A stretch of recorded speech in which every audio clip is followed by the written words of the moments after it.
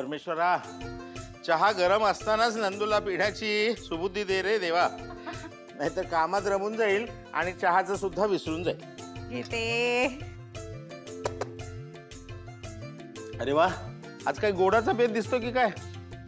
किती सांगू मी सांगू तुम्हाला, आज आनंदी आनंद झाला. का का तुला आनंदी आनंद झाला?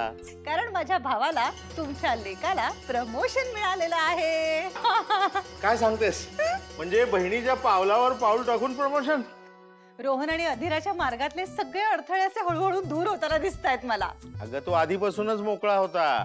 फक्त त्याच्या लग्नाचा मार्ग तुझ्या लग्नाच्या स्टेशनवरून जातो म्हणून घोडं अडलंय. बाबा तुम्ही पुन्हा पुन्हा तेच बोलू नका बाबा, असं म्हणू नको. मलाही असंच वाटतं. बाबा, तुम्हाला काय वाटतंय हे मला कळतंय, पण तुम्ही असं सतत त्याच्या समोर या गोष्टी नका बोलत जाऊ, कारण तो मुलगा तेवढंच डोक्यात ठेवतो.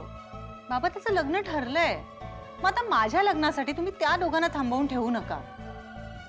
आपण त्या मुलीशी चुकीचं नाही वागत होत का हे करताना?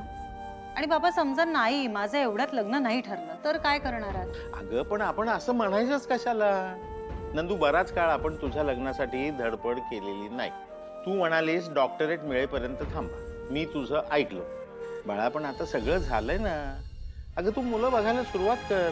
तुला कोणीतरी नक्की चांगला मुलगा मिळेल. हे बघ नंदू, तुझं लग्न ठरलं रे ठरलं की मी लगेच रोहनच्या लग्नाची बोलणी करायला सुरुवात करेन. आणि त्याचं लग्न लांबणीवर पडू नये असं जर तुला वाटत असेल ना, तर तू तुझ्या लग्नाचं मनावर घे.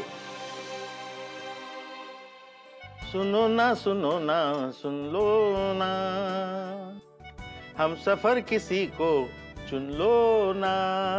बरी आहे ही पण चाल, पण आदेश श्रीवास्तवला थोडी वेगळी सुचली होती.